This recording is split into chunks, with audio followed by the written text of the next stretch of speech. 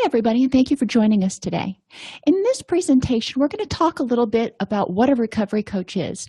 There seems to be a lot of confusion about the difference between a coach and a sponsor and a counselor.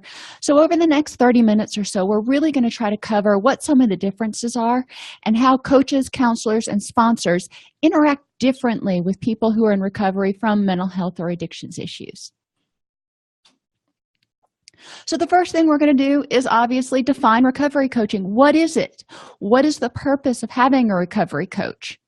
Then we're going to move on to differentiating recovery coaches from counselors or sponsors so we can kind of get an idea about what does the recovery coach do and why might this be a good career choice for me, or why might it be something that I as a client might want. And then we'll identify the knowledge and skills that are needed in general to be a recovery coach.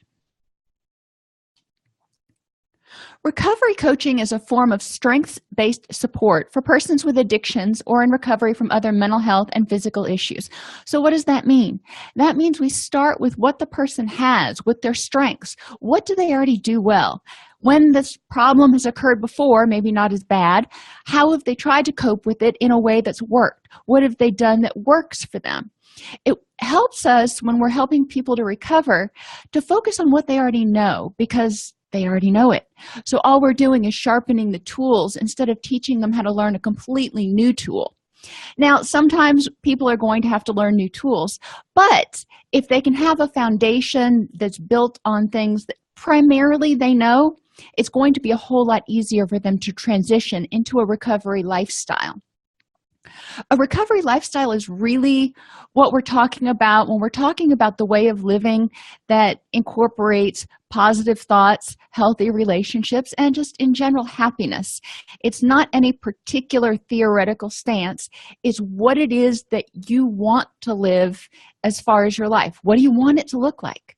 That's your recovery lifestyle. Coaches assist clients in stabilizing in recovery and maintaining the gains they achieved in treatment. So people will go to treatment 30 days, 90 days, sometimes they'll be an IOP, and spend tens of thousands of dollars trying to get clean and sober, or trying to recover from clinical depression or just overwhelming anxiety. And then they get out of treatment, and a lot of times there's not a gradual step down from intensive treatment to outpatient that meets a few times a week. So they go from really intensive treatment to maybe seeing a therapist once a week.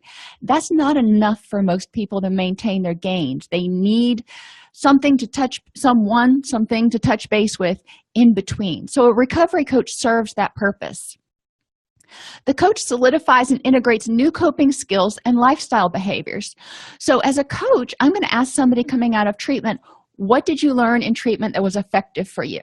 One of the things, after working in the treatment industry for 20 some odd years, I learned was people will start out using those skills and tools that they learned in recovery, and over the first month to 3 months, those tools start to wane, and they start falling back into old behaviors and old habits. And a coach is there to make sure people are aware of what they're doing and remember to use these new behaviors. Coaches also help people identify and address triggers in their environment. And again, I'm not just talking about addiction. I'm also talking about mental health issues like addiction or anxiety and depression. Because when somebody is coming out of treatment, maybe they had a suicidal attempt and they're still a little bit depressed, they're stable, but they're not feeling great. They don't want to walk in and see reminders of the things that made them suicidal to begin with. So we need to look for triggers. What are things that might keep a person sad or might trigger someone's anxiety, and try to address those in the environment. Not everybody is going to want to remove them. And obviously we want to empower our clients to do what they want to do. Sometimes they're willing to move those pictures or those triggers or those reminders to another room so they're not confronted with them all the time. But the coach is attuned to looking around the environment and go, what is it in this environment that makes you happy? What is it in this environment that stresses you out? And what is it in this environment that might remind you that you want to use, that you want to self-harm, that you don't want to live anymore? Let's identify all those things and maximize the positive and minimize the negative. A recovery coach also wants to help people learn how to coach themselves, to improve their performance, to learn how to set goals. Most people really stink at setting goals. So a coach is going to teach people how to say, okay, I want to get over here. We're going to call that B. And I'm at A right now. Imagine how that works, A to B. But how do I get there? What are the steps I need to take? People think, well, I want to lose weight, so I'm going to go on a diet, and bada bing, I'm going to lose weight. That's kind of vague. What do you mean go on a diet? You're going to count calories, you're going to go low carb, you're going to start exercising. Specifically, what are you going to do, and what are the steps you are going to take to make it a lasting change? So a coach is really trained to help people hone in on those goals and make them specific, measurable, achievable, and time limited. You can't have a goal that goes on forever. If you're constantly striving and you're never achieving that end, eventually you get tired. It's just like, really, I don't want to do this anymore. I don't want to play anymore. So a coach will teach people how to identify and maintain motivation, as well as implement rewards to keep their motivation up and keep them going until they get to point B, when they can take a little breather, and then maybe they set another goal, and that's wonderful. But everybody needs a breather. Everybody needs a plateau every once in a while. Coaches don't diagnose any mental or physical health issues or addictions. Now, coaches are trained to be alert to the symptoms of mental health, physical health, and addiction issues, and refer clients out to their primary care provider, a mental health clinician, or a substance abuse facility if those issues start coming up. If the coach thinks that the person needs to be in treatment, then they're going to refer the person out, because the coach isn't trained to handle those issues and diagnose them and really get them going. The coach is designed to keep the person going once they've got the momentum from treatment. Coaches help people maintain the gains, explore their wants, needs, and choices, and get clarity, create a change plan, and move into action. So a coach is going to say, all right, you went through treatment, you're clean now. And a lot of my clients didn't really conceptualize the difference between clean and sober. They got out of 30 days and they're like, well, I'm cured. And I'm like, not so much. After 30 days, you're clean. You still have some old behaviors and you still don't have new tools that are strong enough when life really hands you lemons. So let's look at what you want your life to look like 3, 6 months from now, a year from now. What needs do you have in order to achieve those wants? Maybe it means you need to have a new career. Maybe it means you need to move. Maybe it means you need to change people, places, and things. We need to look at what the person needs and what they think they need. And then we want to explore the choices they're making with regard to those needs and wants. You want this to happen. You need this to achieve your goal, but you're making choices that are contradictory. So I'm wondering how you're seeing that working together. And coaches are there to point out discrepancies between choices and desires, which helps people get clarity. They start to see how their behaviors can be self-limiting, self-sabotaging, or downright destructive. Then the coach says, okay, let's create a change plan. Let's walk it through from point A to point B, and there's going to be 10 steps in between. I just picked 10 out of the air. It's not always 10. Let's take these little steps and see what we can break it down to, so you can take small movements toward the end goal, so you always feel like you've got achievements. When people feel like they've met a goal, when they feel like they've achieved something, their motivation increases. This keeps them moving in action. We want to keep them moving forward, not fast. Fast isn't sustainable. We want them to be like the tortoise, and the tortoise and the hare. Just keep going, slow and steady, and you'll finish the race. We want to help people identify and address triggers and vulnerabilities to create the most supportive recovery environment. So we talked about those triggers on the last slide. Help them identify things in their environment. Now, it could be in their house, it could be in their workplace, it could be in their neighborhood, that trigger their desire to use, trigger their depression, trigger their anxiety, whatever their issue happens to be, and figure out how to address it.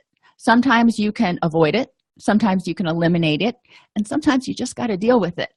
And it's going to be between the coach and the client to figure out how to handle those things. My suggestion is always to have 3 solutions for every single trigger. So sometimes, maybe most of the time, you can avoid it, but there's one time you can't avoid it. So how are you going to deal with it? And if the first thing you try to deal with it doesn't work, what is your backup plan? Always have a plan B and C. I like 3s.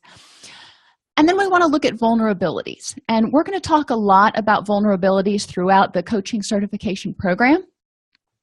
But vulnerabilities are basically those things that make you more likely to get depressed, to get anxious, to get stressed out, or to want to use. In 12-step recovery, one of the acronyms we use is HALT: hungry, angry, lonely, and tired. Those are some of your vulnerabilities. But vulnerabilities are anything that make you kind of more predisposed to be cranky, irritable, tired. And that can be anything from not getting enough sleep, to being sick, to being frustrated, having negative self-talk. There's a whole litany of things. The awesome thing is that vulnerabilities are really easy to address. We can look at them and go, okay, we need to figure out something to do about that. What I encourage coaches to do is to work with clients and write down vulnerabilities on flashcards or index cards and work on eliminating one each day or each week. Sometimes it's each week because we don't want to overwhelm people. That way you're not looking at this whole list of vulnerabilities going, oh my gosh, that'll take forever to get through. Just take one off the top of the stack every day and look at it, try to figure out how to address it. Improve or maintain their motivation for treatment and recovery. Motivation, as we'll learn about, is not necessarily stable. It waxes and wanes. Think about if you went on a diet. Think about if you tried to quit smoking. Think about if you made a New Year's resolution.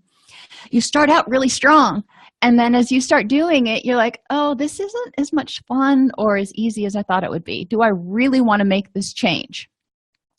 So that's when the motivation is waning, and coaches will help people figure out tools to stop that waning and kick it back into high gear again. And one of those tools is called a decisional balance exercise, and you can Google it if you want to. The key is the coach is there to help cheer people on and keep them going and keep them from backsliding too far. Now, sometimes we may need to address the service plan and go, okay, maybe we're moving a little bit too fast. Let's slow things down so you can really feel solid in everything that you've done, and then we'll start moving forward again. And that's perfectly fine. That's not failure. That's just acknowledging your own individual needs. And then we have the ability as coaches to help people explore their options for recovery or treatment. Not everybody wants to do 12 steps. Not everybody wants to do smart recovery. Not everybody wants to go to inpatient treatment. So as coaches, we say, all right, we've identified that this might be an issue that you need to seek treatment for. What can you do, or what are you willing to do for treatment? Likewise, some people don't even want to go to treatment. They're like, I'm going to do it on my own. And as coaches, we can recommend that they go see a therapist. We can recommend that they see their doctor. We can make a lot of recommendations, but ultimately, if they want to do it through self-help support groups, that's going to be entirely incumbent upon them. So we need to support them the best we can. And if they start struggling, then again, we go back to pointing out the wants, needs, and choices again. You want to find recovery. You want to be happy. You need treatment. And the choices you're making to avoid treatment seem to be undermining you. And it's a matter of just really rationally looking at what's going on. We're not treating anything. We're motivating people to make the best choices to get them to wherever they want to be. So what knowledge and skills do coaches need? They need knowledge of chemical and behavioral addictions, mental health conditions, and an understanding of how these conditions interact. If somebody is an alcoholic and has major depressive disorder, how do those two things interact? We know that alcohol is a depressant, and if you're already depressed and you take a depressant, what do you think is going to happen? But we also know that alcohol, when it starts wearing off, increases anxiety and increases the sympathetic nervous system, which creates like an anxiety reaction. So people who are depressed might start feeling really edgy and agitated. which often leads them to take another drink to help calm themselves down. So you can see how the depression and the anxiety depression and the alcohol may interact with one another. And we talk a lot about the mind-body connection and how addictions are a way of coping when nothing else has worked. Addictions are a way of making pain go away when nothing else has helped, or adding pleasure when there's just nothing that does it for you anymore. And we'll also talk about why that happens. What's going on in the brain that may create a situation where you just don't feel happy anymore. Coaches also need an awareness of current best practices in treating mental health and addictive behaviors. If we're going to refer people to treatment, we need to help educate them. We need to help them see, what are your options? What do we know that works right now? And how might we steer you in the right direction?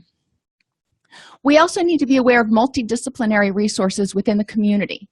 Now, that can be anything from case management to helping people get a job, to helping them find transportation, legal help, knowing what resources are out there so people can achieve their goals.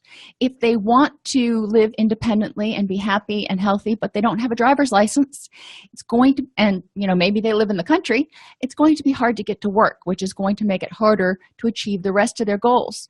So we want to look at what options are out there. We want to make sure that people have knowledge of the scope and practice and the legal and ethical guidelines for coaches. So again, just what we've been talking about. What is it that coaches can do? We can cheer people on. We can help them strengthen their coping skills. We can help them implement the relapse prevention plan. And we can refer them to treatment and work with their therapist when they get out, or even when they're in treatment, if their therapist is open to it, in order to help them achieve and maintain the quality of life that they want. And finally, we've talked a lot about motivation. Coaches need to be aware of the concept of motivational interviewing, how to do it, and how to help people enhance their own motivation. Because sometimes we've got to do things that we don't want to do. I didn't want to go to the gym this morning. I'll be flat out about that. I love to go to the gym, but this morning I just wasn't feeling it. So I had to enhance my motivation to get my happy little butt to the gym. And one of the things that I know is I'm a lot happier and a lot more energetic and a lot more focused if I go and I work out first thing in the morning. And I knew I had a lot that I wanted to get done today. So my wants and my needs were to get some stuff done at work today. And my choice, I had the choice to either not go to the gym or to go to the gym. And I knew that going to the gym was the better choice. So, implemented right then and there. Coaches also need to have the ability to establish a coaching partnership through active listening and effective communication. A lot of us don't communicate effectively. We're so busy trying to convince somebody else we're right, or trying to formulate our response while they're already talking, that we don't listen, we don't hear, we don't paraphrase. So we're going to talk a lot about how to develop rapport and engage in effective verbal and nonverbal communication. We need to talk about how to establish a safe, supportive, and trusting relationship. And just like counselors and doctors and, hey, your best friend, there are things that you kind of lay out there at the outset that this is what's going to go on. These are the rules. These are the expectations. With your best friend, you might not be quite as clinical about it. But there's generally an informed consent, whether it's in a casual setting, whether it's informal, or in a formal setting where it's written. Coaches also need to know how to gain an awareness of the client's needs and wants. Because a lot of times, if you ask a client, so what do you want? They'll look at you like you've got three heads. I want to stay sober. Okay, well, that's great, but that's a really big goal. What do we need to do to get there? Specifically, what does that look like to you? When you're sober, what do you want to be the same in your life, and what do you want to be different? Which takes us to learning how to kind of guide the client in effective goal identification. So sober is your big goal. That's where you want to be. Or happy. If somebody's coming out of the crisis center after a suicide attempt, maybe they want to be happy. But what does that look like to them? Happy to me is very different than what happy looks like to my best friend. So what are we going to do? Coaches have knowledge of specific skills, techniques, and resources to help clients achieve their goals. Mindfulness and self-awareness. Too often, we go on autopilot. We get up in the morning, we eat breakfast, we go to work, we eat lunch, we go back to work, we come home, we eat dinner, we go to sleep, we get up in the morning, and we repeat. And we don't even really think throughout the day about how are we feeling, what's going on, what are our vulnerabilities. Sometimes during the middle of the day, you might start feeling, an ache in your neck. That's a vulnerability if it's painful enough that it's making it difficult for you to concentrate. So we want to look at what's going on and help clients maintain mindfulness and self-awareness. We've talked already about how we're going to help them learn how to set goals. We're going to learn how to help them find and evaluate self-help tools. Not every tool works for every person. It's not like when you go into maybe it is. Let me take an example and try to make a metaphor out of it. When you go into Home Depot, there are certain screws for certain jobs. There are certain screws for sheet metal. There are certain screws for wood. There are certain screws for concrete. They're all screws. Just like you have certain self-help tools that are going to work for some people and not others. So you want to make sure to help educate your client about what works for them and help them understand that just because something doesn't work for them doesn't mean they're broken or there's something wrong with them. It just means it's not for them. I personally don't like artichokes. Nothing wrong with artichokes, nothing wrong with people who like artichokes. I just don't like them. Helping them understand that that's really what we're looking at is personal differences. We want to help clients find recovery support. As coaches, we want to be there. We want to cheer them on, but we don't want to be their only cheerleader. We don't want to be their only social support because that creates a dependence on us. And then if we're not there and they have a crisis, they could crash and burn. We want to make sure our clients have a healthy, sober, stable support system. A lot of S's there. It's important in long-term recovery because we don't want clients to have to employ us for the rest of their natural lives. From a financial point, it would be great. From an ethical standpoint, no, definitely not. We want to help people through the initial part of their journey learn how to master the skills so they can do it henceforth and forevermore. Do they need to come back every once in a while for a tune-up? Sometimes, but most of the time not. If we do our job right, we teach them how to find the resources they need. And then finally, we do need to know about psychotropic medications, your antidepressants, anti-anxiety, antipsychotics, and the medications that are used to assist in addiction treatment, such as Suboxone, methadone, and antabuse. There are a lot of others, but obviously we're not prescribing these. However, if our clients are struggling to stay sober, if they're struggling with anxiety, if they're struggling with depression, and nothing seems to be getting them out of the fog, and they're willing, not everybody is willing to look at psychotropics as an option, but if they're willing to look at it, then let's educate them. Let's show them where to educate themselves about these different medications and then encourage them to go talk to their doctor. Initially, coaches meet with clients who've completed or are undergoing treatment for an addiction or a mental health issue. So we're not generally their first stop. They may have tried, they may be in AA or they may be in some other program where they're trying to self-help and self-treat, but they're in some sort of treatment. And they come to us and they go, I need somebody that's going to be my cheerleader, that's going to keep me on task, that's going to help me apply these things. And the coach goes, score, I'm right there for you. We review their current treatment and or relapse prevention plan in order to support them in achieving their goals. So we look at what are you doing right now to achieve your goal?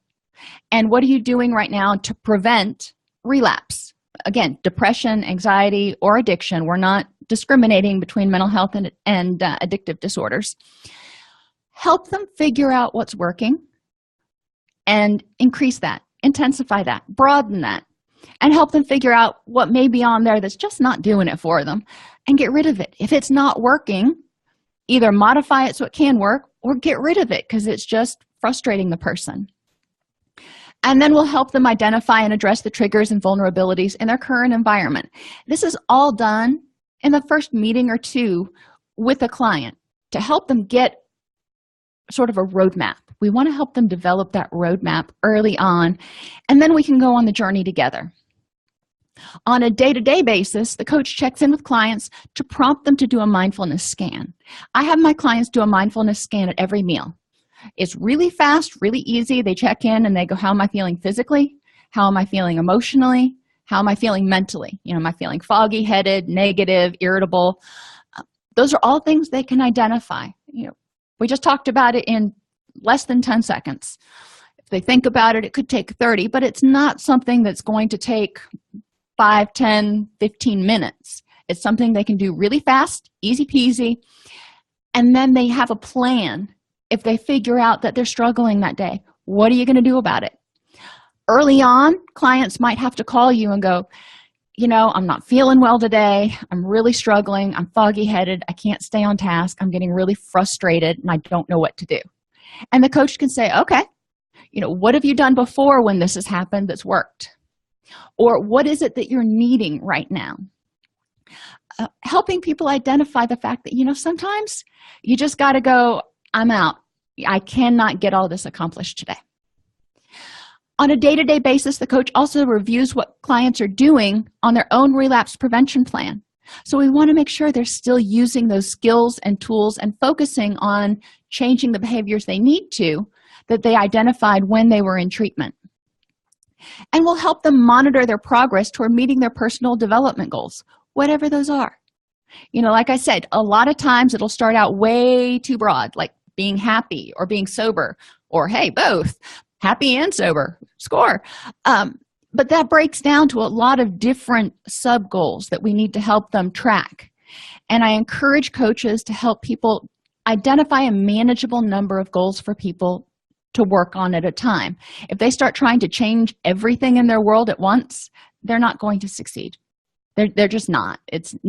I haven't ever seen it happen in 20 years. Identify 2, 3 things that they want to start working on. As they start working on those, if they've still got more time and energy, add 1 more. But don't take on 15 goals at once, because it's just not possible to focus on that many changes. Change takes effort and time, but effort. It's exhausting. The coach helps people focus on the present, maintain their motivation to prevent vulnerabilities. I keep talking about these vulnerabilities. Get enough sleep, eat healthfully, regulate your circadian rhythms by getting outside, getting some sunlight. These are not hard things to do. Stay healthy by, washing your hands, taking your vitamins, trying to reduce your stress. Some days there's going to be stress. That's a vulnerability. Some days there are going to be things you don't want to do. You have to do them. So you can't prevent that. How do you prevent it from triggering you to relapse? And part of that is identifying what you can and cannot control. When clients encounter distress, coaches assist them in identifying the cause of the distress in the present moment. You got cut off in traffic and you are just all overraged right now, enraged. What is it that's causing that rage at this very moment? And a lot of times people look around and go, well, I'm parked on the shoulder on the side of the road and I'm safe and nothing. And the coach would go, okay, so is it worth the energy and the emotional upset to continue to nurture this rage? And even if you caught up to that person, A, would it be the safe and smart thing to do? B, would they care? And C, is it going to change anything? No. So the coach can help people walk through the logical consequences. We can help them identify what tools they have to deal with whatever the distress is right now. When you've gotten cut off in traffic before, and people do, and it's irritating, what do you do about it? How do you handle it? How do you diffuse that stress? And then we can help them create a game plan for using tools to address this situation now and in the future. So, if they're struggling and they call you and you go, okay, what tools work? You identify some that work or figure out some new ones. And then you make a plan for what to do whenever this happens, henceforth and forevermore. And then the person will start to learn how to develop their own game plans, if you will. During a stressful situation, the coach is also a coach. We help clients think clearly. We help them get out of that emotional mind. We go, okay, slow down. Let's figure out exactly what we're dealing with here. We identify what the clients are doing well, because a lot of times when clients are in distress, they're focusing on everything that's going wrong. And we can focus on the fact that they're still sober, they're still alive, they called you. Those are all 3 strengths right there. And there's probably a lot of other stuff. So coaches are there to kind of balance out the negative and help de-escalate the person. And we help them identify potential relapse traps and encourage clients to address them. If we see somebody has been burning the candle at both ends for too long, sometimes you do it for a day or 2, but if you're doing it for a week or 2 or a month, eventually you're going to get tired. And the more tired you get, the more foggy you get, the more frustrated you get, and your neurotransmitters start getting out of whack, which means your mood starts to go down. So it's really, really important that coaches point out what they see as potential relapse traps. And after a stressful situation, the coach and client can review the game tape. And what I mean by that is when you meet in your weekly, coaching meetings, it's time to go over the game tape and say, tell me about the stressful situations that happened this week, and how did you handle them? What worked? What didn't? What do you hope to do better the next time? And then we also want to review, like coaches do, we want to review what you did really well, because it is important. It's vital in maintaining motivation and maintaining optimism. So people can say, yeah, I did that. Okay, I had a little slip, but yeah, I did all those other things too. Score for me. So John's mother was an angry and emotionally abusive alcoholic when he was growing up. He never felt like he could get the one thing he desperately wanted, which was her approval. As he grew up, his relationships and self-worth became dependent on getting other people's approval because he never felt good enough. This caused constant anxiety and depression that he numbed with alcohol. He went to treatment and started to understand why he felt the way he did. Today, John is getting ready for a visit with his mother and is getting progressively stressed and wanting to drink. So what's the coach's role here? He's already been to treatment. He understands the underpinnings of his problem. He's probably developed some tools to handle his anxiety, but now he's going to have to go confront this trigger, or be in front of, not necessarily confront, be in front of this trigger. So what's the coach's role? The coach would help John identify what it is about her visit was causing him distress and what tools he could best use to deal with this situation. So if he's already gearing up for her to be insulting, okay, I hear that you're doing that. So if that happens, if she comes in and the first thing she says is, wow, you couldn't have even cleaned up before I came? How's he going to handle it? What can he do to remind himself of his own value? And how can he deal with the hurtful comments to prevent a relapse? How can he kind of let it roll like water off a duck's back? What can he do leading up to the visit and during the visit to best take care of himself and prevent vulnerabilities?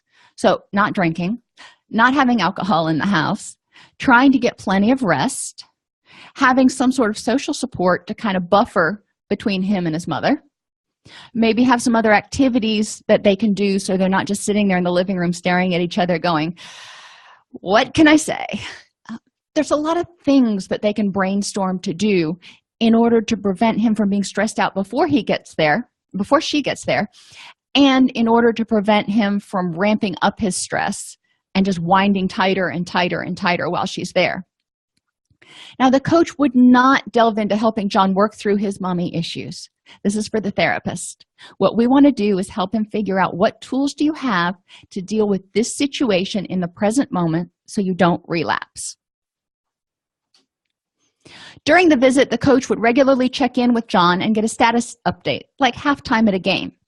When we would have clients go out from residential on to furlough, we would have them call in every 4 to 8 hours, depending on how long they'd been in treatment, just to check in. So we knew they were doing okay. We had a code word that they could use if they needed us to come pick them up. We want to provide reinforcement for what John is doing well when he calls. You have to find something. Even if he is starting to melt down, we need to get an understanding of what's going on, but also an understanding of, okay, what's going well. Again, he called, and that's positive. He's doing the next right thing. He wants to stay happy and sober. What else is he doing? And then we want to help him regroup and adjust his plans for anything that's not going well. Like I said, if she's sitting in the living room and they're just staring at each other and she's nitpicking, maybe he needs to make a suggestion of, let's go out to dinner, or let's go do something. That way there's a diversion. After the visit, the coach and John would review what happened, identify what was done well, address anything John wants to do differently, and then complete a mindfulness scan to ensure John has no lingering vulnerabilities. What do I mean by that? We talk about everything. We decompress. We do the after action, whatever you want to call it. But then before he walks out of that room, I want to know that he's calm, cool, and collected. So I want him to do a mindfulness scan and tell me if there's anything else that's still nagging at him, or if there's anything else that's still just causing him pain, emotional or physical, so we can deal with it and we can address it.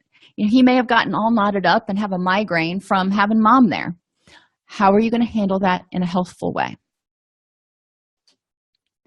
In order to help clients achieve their goals in life and recovery, coaches need a vast array of knowledge, including symptoms of mental health and addiction issues, causes of mental health and addiction issues, ways to prevent mental health and addiction issues, because prevention and relapse prevention are kind of one and the same.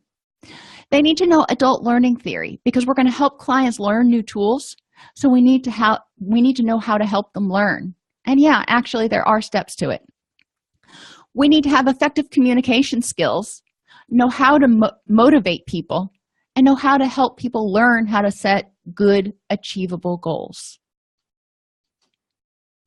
The top ways excellent coaches work: they create a safe place for clients to be and explore themselves.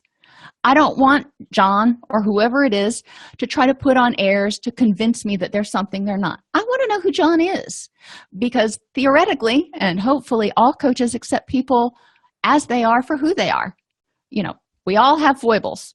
So accepting people with their strengths and their weaknesses is a key to coaching. We want to increase the awareness of clients and their situation through active listening and effective communication.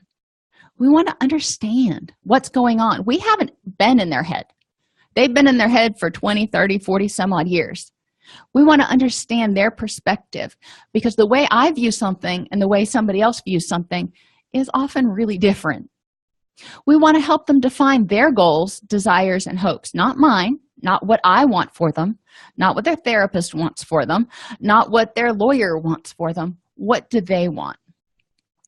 Then help them develop plans to achieve and maintain those goals, following up by regularly reviewing and refining the goals. Because as you go along your road trip, you know, think about going on a road trip across the country. You're going to be driving along and you're going to hit a construction zone, and you're going to have to decide, well, do I want to wait through the long line, or do I want to take a little detour? Same thing is true with goal setting. You're going to hit little snags, little bumps, and maybe that's because life has changed, or maybe because it's something you didn't plan on. Whichever, you need to figure out how to adjust it, and it's just refining it a little bit. We want to help clients align their values with their goals and their style in the world, and we're going to talk about that individualization. Not every goal is right for every client, and not every intervention works for every person. So ultimately, we're being an effective resource for clients in every way we possibly can. And through so doing, we model effective lifestyle management and authenticity. We want to be authentic. We want to be genuine with our clients. They're going to sense if we're blowing smoke. So we want to be as honest and open about what's going on without being judgmental towards them, because our job is to help them be who they want to be. Again, not who we want them to be.